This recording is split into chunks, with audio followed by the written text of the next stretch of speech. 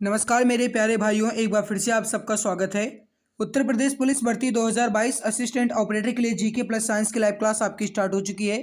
आज हमारी class number 22 है गाइज। इसके पहले हमने क्लास नंबर 21 तक अच्छे से कंप्लीट कर लिया है। अगर आपने नहीं देखा तो आप चैनल की प्लेलिस्ट में जा करके जीके प्लस साइंस के नाम से प्लेलिस्ट बनी हुई है, क्रमानुसार अध्ययन कर सकते हैं। सबसे पहले मैं आप सभी भाइयों बहनों से एक रिक्वेस्ट करना चाहूँगा। अगर आपके अंदर जज्बा है तो गाइस उसे बरकरार रखिएगा, उसे ऊर्जा देते रहिएगा। क्योंकि अगर आपके अंदर जज्बा है, अगर आपके अंदर हौसला है, अगर आपको सपने पूरे करने के लिए गाइस अगर आपके अंदर ऊर्जा मिलती रहेगी तो मैं दावे के साथ कह सकता हूँ, मैं आपके लिए पूरी तरीके से तन मन धन से लगा हुआ हूँ ताकि आपका सिलेक्शन हो सके। और मुझे ये पूरा विश्वास है कि आप हमारे इस विश्वास को कायम में रखेंगे, हमारे इस विश्वास को बिल्कुल भी तोड़ेंगे नहीं। तो आप सभी प्यारे भाई बहन ये बात दिमाग में रख लीजिएगा कि मुझे इस बार सिलेक्शन लेना है, 2022 में वर्दी पहनना है, अपने माता पिता का नाम रोशन करना है। तो अब आइए इसी आशा के साथ बढ़ते हैं फर्स्ट क्वेश्चन की तरफ। पहला क्वेश्चन आपके सामने है कि कांग्रेस की प्रथम महिला अध्यक्षता कौन थी। इसका आंसर देंगे कि कांग्रेस की प्रथम महिला अध्यक्ष कौन थी। फटाफट आंसर देंगे हमारे सभी प्यारे भाई बहन। राइट आंसर क्या हो जाएगा? देखो, कांग्रेस की प्रथम महिला अध्यक्ष कौन थी, ये क्वेश्चन आपसे पूछा गया है। अगर गाइस आपसे अध्यक्ष महिला में बात की जाएगी तो राइट आंसर क्या हो जाएगा यहाँ पर आपका?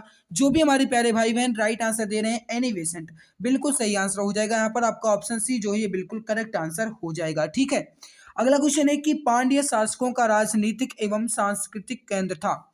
बताइए, पांड्य शासकों का राजनीतिक एवं सांस्कृतिक केंद्र था कहाँ? तो जो भी हमारे प्यारे भाई बहन ऑप्शन में इस दे रहे हैं, ऑप्शन बी मधुर है, बिल्कुल सही आंसर हो जाएगा। जो भी ऑप्शन बी दे रहे हैं बिल्कुल राइट आंसर हो जाएगा। ठीक है, अगला क्वेश्चन है कि विश्व की पहली महिला अंतरिक्ष यात्री कौन थी। देखो गाइस, अगर विश्व की पहली महिला अंतरिक्ष यात्री की बात की जाएगी तो ध्यान दीजिएगा, भारत की कहा जाएगा तो कल्पना चावला हो जाएगा, लेकिन अगर विश्व की कहा जाएगा तो याद रखिएगा वेलेंटीना टेरेस्कोवा। वेलेंटीना टेरेस्कोवा जो है ये विश्व की पहली महिला अंतरिक्ष यात्री है। ठीक है, और आप ये भी याद रखिएगा गाइस कि ये कहाँ की हैं, तो ये रसिया यानी कि रूस से संबंधित है। इनका जो गाइस देश है वो है रूस। ठीक है, याद रखिएगा प्यारे भाई बहन, ऑप्शन सी आपका यहाँ पर बिल्कुल राइट आंसर हो जाएगा। अगला क्वेश्चन है कि सुंदरवन जो है ये मुख्यतः किस वन्य प्राणी के लिए संरक्षित है। सुंदरवन मुख्यतः किस वन्य प्राणी के लिए संरक्षित है। क्वेश्चन काफी ज्यादा इंपॉर्टेंट है, सभी प्यारे भाई बहन राइट आंसर देंगे।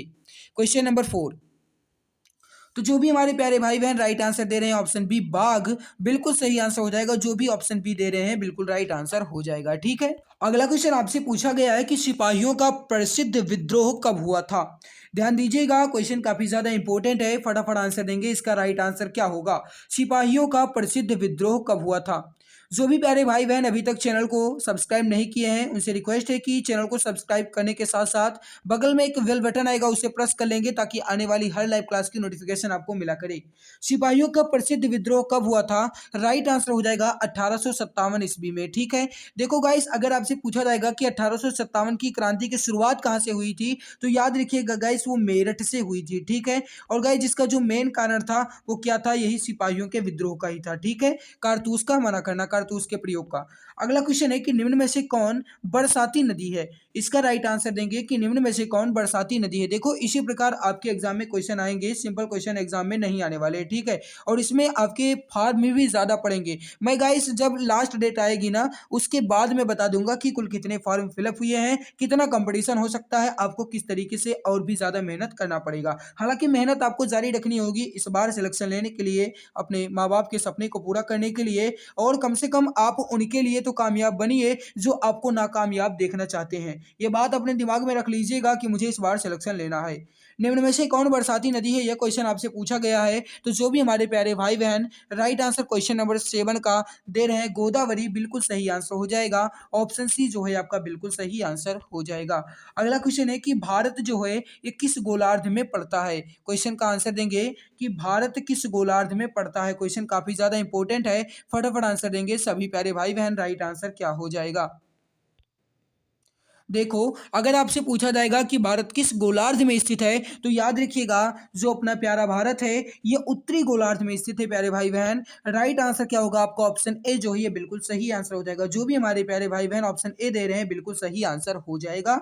अगला क्वेश्चन है कि सबसे अधिक ओजोन कहाँ पाई जाती है? सबसे अधिक ओजोन कहाँ पाई जाती है? ध्यान दीजिएगा, क्वेश्चन काफी ज्यादा इंपॉर्टेंट है, फटाफट आंसर देंगे।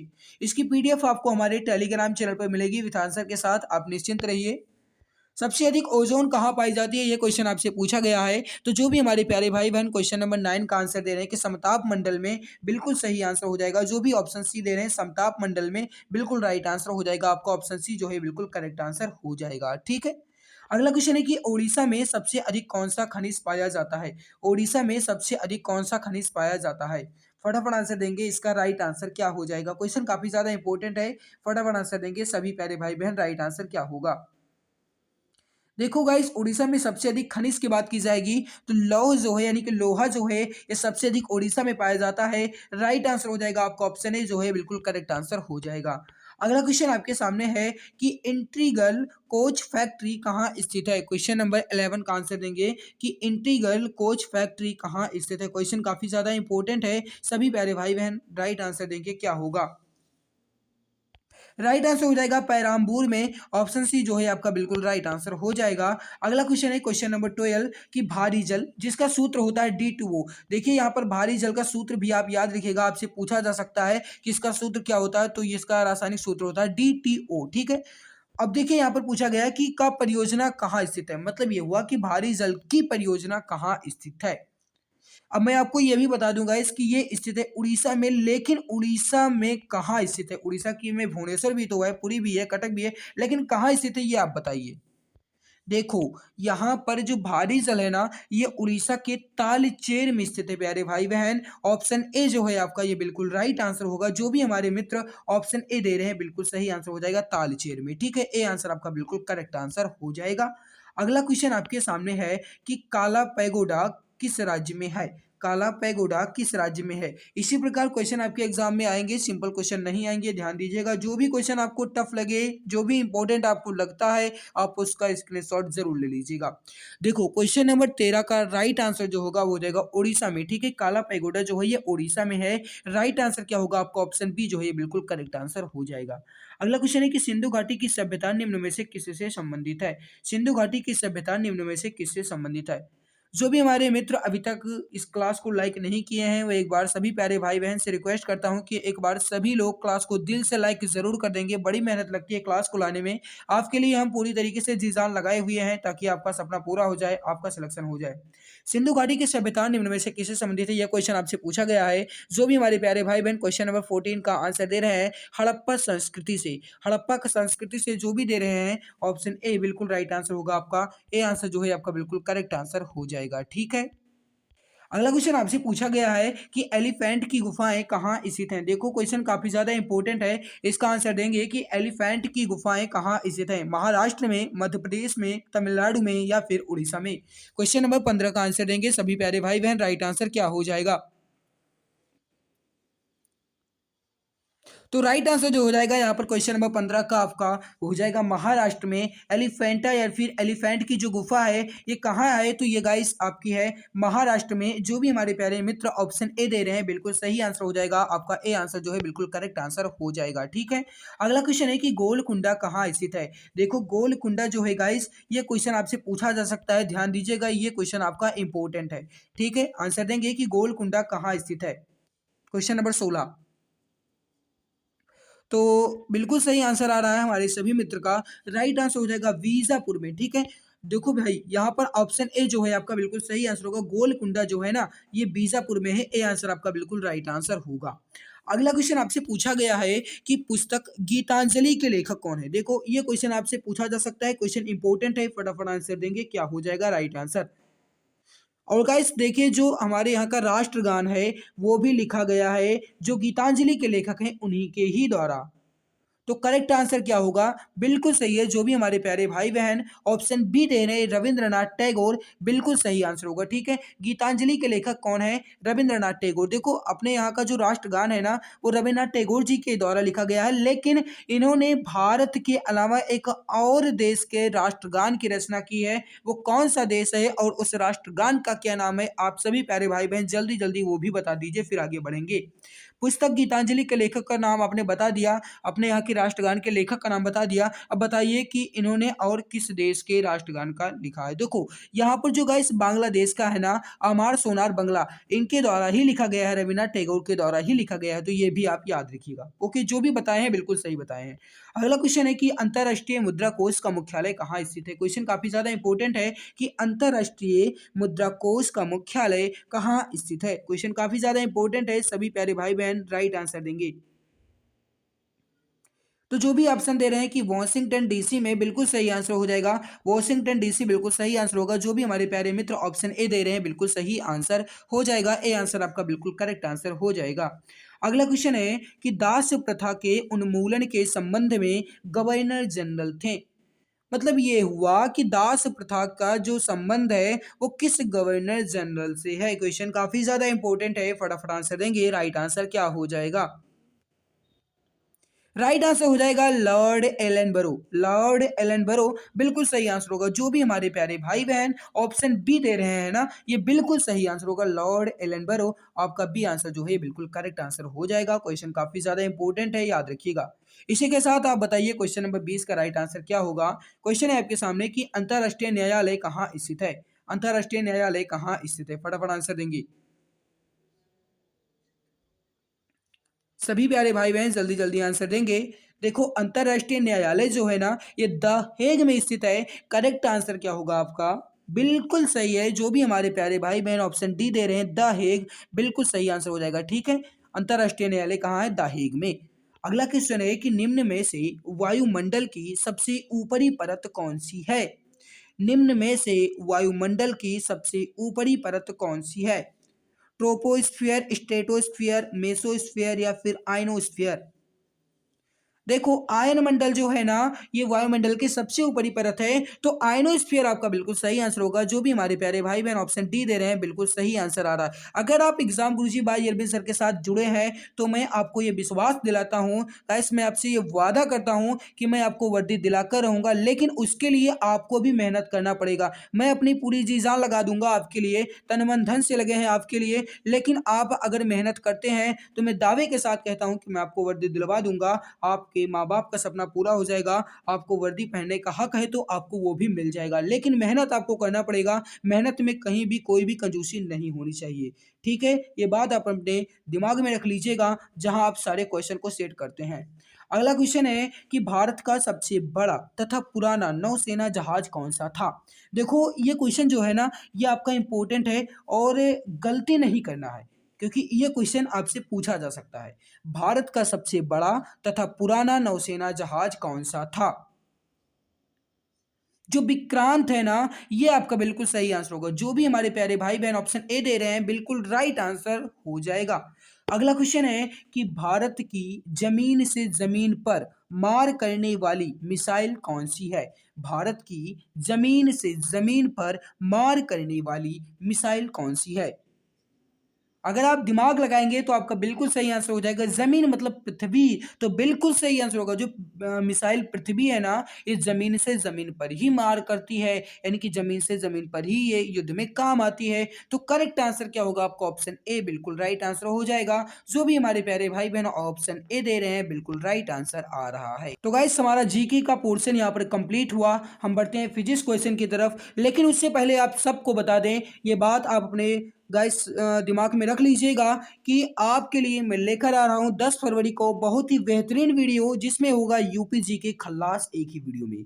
इस जो क्वेश्चंस होंगे ये प्रीवियस ईयर क्वेश्चन पर आधारित होंगे, और ये वही क्वेश्चन होंगे जो आपके एग्जाम में पूछे जा सकते हैं या फिर जो आपके एग्जाम में पूछे गए हैं। मैं वही क्वेश्चन आपके लिए लेकर आऊंगा। याद रखिएगा 10 फरवरी होगा खास, अब यूपीजी के खल्लास, और ये जो आपको क्लास मिलेगी ना, ये लाइव शाम 7:30 बजे मिलेगी। तो अपने सभी प्यारे मित्र जरूर आएंगे, इसके साथ साथ अपने प्यारे भाई बहन को भी लेकर आएंगे, क्योंकि ये क्लास काफी ज्यादा बेहतरीन होने वाली है। और इसको देखने के बाद ना आप कहीं भी कोई भी यूपी जीके की वीडियो नहीं देखेंगे तो भी कोई प्रॉब्लम नहीं होगी, क्योंकि मैं सारे इंपॉर्टेंट क्वेश्चन को इसमें कलेक्ट कर लिए हैं। ठीक है, तो आप 10 फरवरी को जरूर आइएगा। और ये रहा आपके सामने जीके का आंसर, आप पीडीएफ के साथ मिलेगा, आप जाकर के इसे देख सकते हैं। आइए जी बढ़ते हैं फिजिक्स क्वेश्चन की तरफ। फर्स्ट क्वेश्चन आपके सामने है कि चुंबक रक्षक किसके टुकड़े होते हैं। चुंबक चुंबक रक्षक किसके टुकड़े होते हैं? देखो क्वेश्चन इंपॉर्टेंट है, आंसर देंगे। जो नर्म लोहा होता है ये चुंबक रक्षक के टुकड़े होते हैं। करेक्ट आंसर क्या होगा आपको? ऑप्शन सी बिल्कुल सही आंसर हो जाएगा। जो भी हमारे प्यारे भाई बहन ऑप्शन सी दे रहे हैं बिल्कुल सही आंसर हो जाएगा। फटाफट से गाइस बढ़ेंगे, क्वेश्चन काफी ज्यादा है। बिजली का बल्ब निम्नलिखित में से किससे अर्जित होता है? बिजली का बल्ब निम्नलिखित में से किससे अर्जित होता है? शक्ति और बोल्टता बिल्कुल सही आंसर होगा। तो करेक्ट आंसर क्या हो जाएगा? शक्ति और बोल्टता। आपका ए आंसर जो है बिल्कुल करेक्ट आंसर हो जाएगा। अगला क्वेश्चन है कि जिन पदार्थों में अनंत वैद्युत प्रतिरोध होता है उन्हें कहते हैं। क्वेश्चन काफी ज्यादा इंपॉर्टेंट है, फटाफट आंसर देंगे क्या होगा? जिन पदार्थों में अनंत वैद्युत प्रतिरोध होता है उन्हें क्या कहा जाता है? यानी कि वैद्युत प्रतिरोध अनंत होता है तो उन्हें विद्युत रोधी कहा जाता है मित्र। करेक्ट आंसर क्या होगा आपका? ऑप्शन डी जो है बिल्कुल करेक्ट आंसर हो जाएगा। जो भी हमारे प्यारे भाई बहन ऑप्शन डी दे रहे हैं बिल्कुल सही आंसर हो जाएगा। अगला क्वेश्चन आपके सामने है कि किसी ठोस पदार्थ के बिना द्रव में बदले सीधे वाष्प अवस्था में परिवर्तित होने को कहते हैं। देखो इस प्रकार क्वेश्चन आपसे पूछे जा सकते हैं, ठीक है, याद रखिएगा। किसी किसी ठोस पदार्थ यानी कोई ठोस पदार्थ है और वह द्रव में बिना बदले ही वाष्प में बदल जा रहा है, यानी उसकी अवस्था जो है वह सीधे द्रव से वाष्प में होती है, तो उसे हम क्या कहते हैं? उसे क्या कहा जाता है? ऊर्ध्वपातन कहा जाता है मित्र, याद रखिएगा। उसे क्या कहा जाता है? ऊर्ध्वपातन कहा जाता है। जैसे कपूर होता है ना, कपूर, जिसे आरती में या फिर कहीं भी पूजा सामग्री में या फिर बहुत सारे काम आते हैं। तो कपूर जो होता है ना, अगर आप इसे खुला छोड़ देंगे तो ये गाइस आपका बिल्कुल उड़ जाएगा, यानी खत्म हो जाएगा। तो ये गाइस द्रव नहीं बनता है, ये ठोस होने के साथ ये सीधे वाष्प में बदल जाता है। तो यहाँ पर करेक्ट आंसर क्या होगा आपका? ऊर्ध्वपातन। डी आंसर आपका बिल्कुल राइट आंसर हो जाएगा। अब देखिए अगला क्वेश्चन है कि ऊर्ध्वपातज पदार्थ है। देखो मैंने अभी आपको बताया ना कपूर, ये आपको ऑप्शन में भी मिल गया है कि कपूर, नेथलीन, लेकिन इसके साथ साथ और भी ऑप्शन दिए गए हैं। तो बताइए इसका राइट आंसर क्या होगा? ऊर्ध्वपातज पदार्थ इनमें से कौन कौन से हैं? क्वेश्चन नंबर 412 है, लेकिन ये क्वेश्चन आपका इंपॉर्टेंट, तो क्वेश्चन नंबर मायने नहीं है। ऊर्ध्वपातज पदार्थ जो है ये कपूर, नेथलीन भी है, क्लोराइड भी है, अमोनियम भी है। तो करेक्ट आंसर क्या होगा आपका? ऑप्शन डी, उपर्युक्त सभी। ये सारे पदार्थ जो हैं ये ठोस से सीधे गैस में बदल जाते हैं, यानी कि द्रव में नहीं बदलते हैं, ठीक है। अगला क्वेश्चन कि जिस ताप पर कोई द्रव ऊष्मा पाकर वाष्प में बदलता है क्या कहलाता है? बताइए राइट आंसर क्या होगा? जिस ताप पर कोई द्रव ऊष्मा पाकर वाष्प में बदलता है क्या कहलाता है? कोई द्रव है, अगर उसे गर्म करा जाएगा या फिर गर्म किया जाएगा और अगर वो गर्म अपने अंदर पाएगा तो वह वाष्प में बदलेगा, तो क्या कहलाएगा? और पानी का उबलना ही क्या कहलाता है? क्वथनांक। तो करेक्ट आंसर क्या होगा आपका? क्वथनांक। राइट आंसर क्या हो जाएगा मित्र? Option A. जो भी हमारे प्यारे भाई बहन ऑप्शन ए दे रहे हैं बिल्कुल सही आंसर आ रहा है। अगला है कि शुद्ध पदार्थ, यहाँ पर टाइपिंग मिस्टेक है, सॉरी इसके लिए। शुद्ध पदार्थ में कोई अन्य पदार्थ मिला देने पर उसके गलनांक पर क्या प्रभाव पड़ेगा? यानी कोई शुद्ध पदार्थ है, अगर उसमें कोई एक अन्य पदार्थ मिला दिया जाएगा यानी मिलावट कर दिया जाएगा तो उसका जो गलनांक है उस पर क्या इफेक्ट पड़ेगा? ये क्वेश्चन आपसे पूछा गया है। बताइए राइट आंसर क्या होगा? फटाफट आंसर देंगे। बताइए इसका राइट आंसर क्या हो जाएगा? तो देखो मित्र, इसका जो सही आंसर होगा ना, शुद्ध पदार्थ में अगर कोई भी अन्य पदार्थ मिला दिया जाएगा तो उसका गलनांक घट जाता है। राइट आंसर क्या होगा आपका? ऑप्शन सी जो है बिल्कुल राइट आंसर हो जाएगा। अगला क्वेश्चन आपके सामने है कि मिश्र धातुओं की गलनांक उनकी अवयवी धातुओं की अपेक्षा, अब बताइए क्या होते हैं?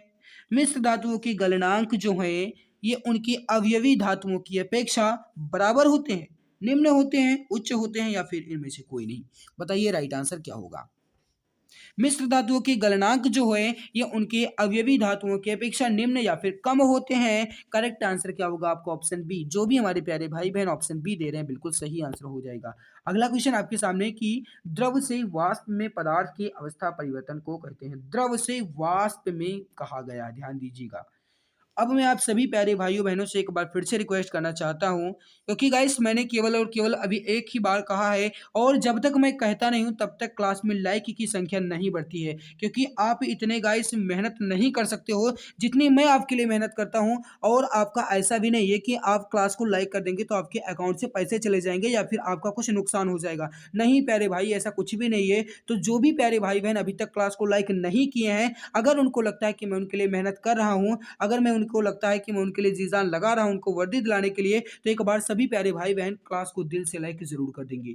द्रव से वाष्प में पदार्थ की अवस्था परिवर्तन को क्या कहते हैं? करेक्ट आंसर हो जाएगा आपका वाष्पन कहते हैं। ठीक है, करेक्ट आंसर क्या होगा? वाष्पन मित्र। ऑप्शन ए जो है आपका बिल्कुल राइट आंसर हो जाएगा। आइए अगला क्वेश्चन आपके सामने कि दाब बढ़ने से किसी द्रव का क्वथनांक क्या होगा। देखो इस प्रकार क्वेश्चन आपसे पूछे जा सकते हैं, इसीलिए मैंने सारे क्वेश्चन को यहाँ पर कलेक्ट कर लिया है मित्र, याद रखिएगा। दाब बढ़ने से किसी द्रव का क्वथनांक क्या होगा? ये जाहिर है कि अगर दाब बढ़ाया जाएगा तो क्वथनांक भी बढ़ेगा। तो करेक्ट आंसर क्या होगा आपका? बढ़ जाएगा मित्रों, ऑप्शन ए बढ़ेगा। राइट आंसर क्या होगा? ऑप्शन ए जो है आपका बिल्कुल राइट आंसर हो जाएगा। अगला है कि अपद्रव्यों को मिलाने से गलनांक पर क्या प्रभाव पड़ता है? क्वेश्चन नंबर 418 है, लेकिन इसका मतलब नहीं है। अब बताइए राइट आंसर क्या? अपद्रव्यों को मिलाने से गलनांक पर क्या प्रभाव पड़ता है? बिल्कुल सही है, अगर अपद्रव्य मिला दिया जाएगा तो गलनांक उसका बढ़ जाएगा। ए आंसर आपका बिल्कुल राइट आंसर हो जाएगा। अगला है कि शीशे की छड़ जब भाप में रखी जाती है तो इसकी लंबाई तो बढ़ जाती है, परंतु इसकी चौड़ाई क्या होगी? अगर शीशे की छड़ भाप में रखी जाती है तो इसकी लंबाई बढ़ जाती है, लेकिन इसकी चौड़ाई जो है यह अव्यवस्थित रहती है। यही ऑप्शन आपको देखने को मिलेगा आपके एग्जाम में भी, याद रखिएगा, अव्यवस्थित रहती है। वी आंसर आपका बिल्कुल राइट आंसर हो जाएगा। अगला है कि चांदी की ऊष्मीय चालकता तांबे की ऊष्मीय चालकता की अपेक्षा क्या है? चांदी की ऊष्मीय चालकता तांबे की ऊष्मीय चालकता की अपेक्षा क्या है? बताइए।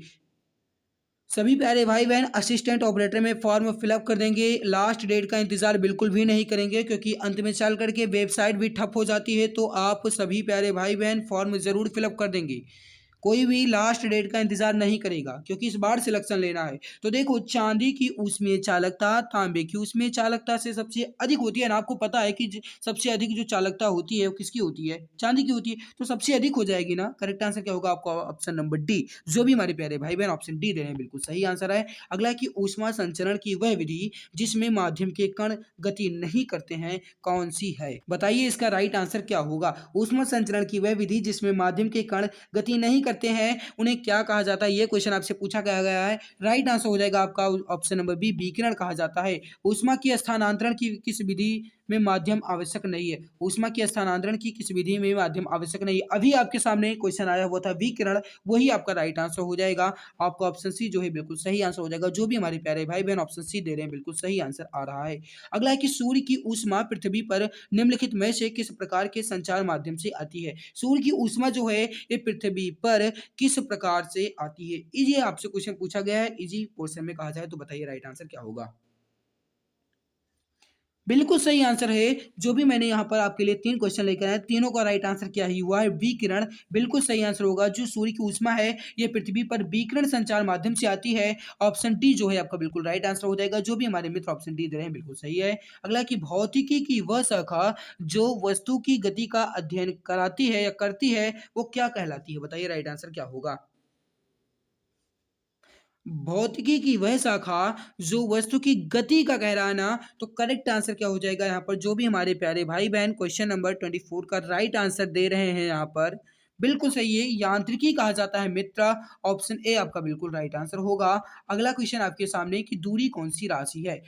बताइए इसका राइट आंसर क्या होगा? दूरी कौन सी राशि है? मैंने इसकी ट्रिक भी बताई है आपको, बताइए इसका राइट आंसर क्या होगा? बार बार ट्रिक नहीं बताएंगे, वीडियो ज्यादा लंबी हो जाती है। दूरी कौन सी राशि है क्वेश्चन आपसे पूछा गया है। राइट आंसर हो जाएगा यहाँ पर क्वेश्चन नंबर 425 का। जो भी हमारे प्यारे भाई बहन दे रहे हैं कि अदिश, बिल्कुल सही आंसर हो जाएगा। अदिश राशि यहाँ पर बिल्कुल सही आंसर हो जाएगा। स्केलर क्वांटिटीज आपका ए आंसर जो है बिल्कुल सही आंसर हो जाएगा। ठीक है, दूरी जो है एक अदिश राशि होती है। अगला क्वेश्चन आपके सामने है कि किसी वस्तु का विस्थापन हो सकता है। अब बताइए किसी वस्तु का विस्थापन क्या हो सकता है? शून्य हो सकता है, ऋणात्मक, धनात्मक, या फिर ये सभी हो सकते हैं।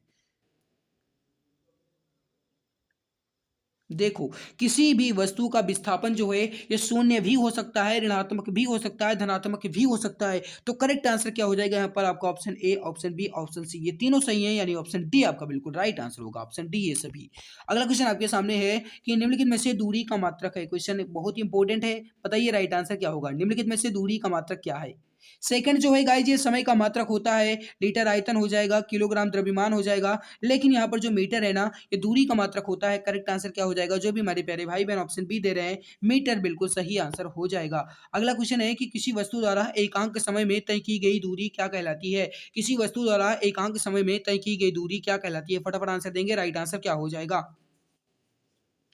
तो देखो किसी भी वस्तु द्वारा एकांक समय में तय की गई दूरी उसकी चाल कहलाती है। राइट आंसर क्या हो जाएगा? उसकी स्पीड कहलाती है। राइट आंसर हो जाएगा आपको ऑप्शन ए। जो भी हमारे प्यारे भाई बहन ऑप्शन ए दे रहे हैं बिल्कुल सही आंसर हो जाएगा चाल। ठीक है, तो ये हमारा गाइस यहाँ पर जीके और साइंस ये दोनों के जो सब्जेक्ट्स हैं क्वेश्चन थे ये कंप्लीट हो चुके हैं। और गाइस आप सभी प्यारे भाइयों से रिक्वेस्ट है कि अगर आपने अभी तक चैनल को सब्सक्राइब नहीं किया है तो एक बार सभी प्यारे भाई बहन चैनल को सब्सक्राइब जरूर कर लेंगे और बगल में बेल बटन आएगा उसे प्रेस कर लेंगे ताकि आने वाली हर लाइव क्लास की नोटिफिकेशन आपको मिला करे। ठीक है, और गाइस अगर आपने अभी तक क्लास को लाइक नहीं किया है, अगर आपको लगता है कि मैं आपके लिए मेहनत करता हूं तो एक बार सभी प्यारे भाई बहन क्लास को दिल से और दिल की गहराइयों से कमेंट सेक्शन में ये भी बता देंगे कि आपको हमारी मेहनत कैसी लगती है। अगर अच्छी लगती है तो दिल से लाइक जरूर कर देंगे। तो आज की इस महत्वपूर्ण क्लास को यहीं पर समाप्त करेंगे। सभी को नमस्कार।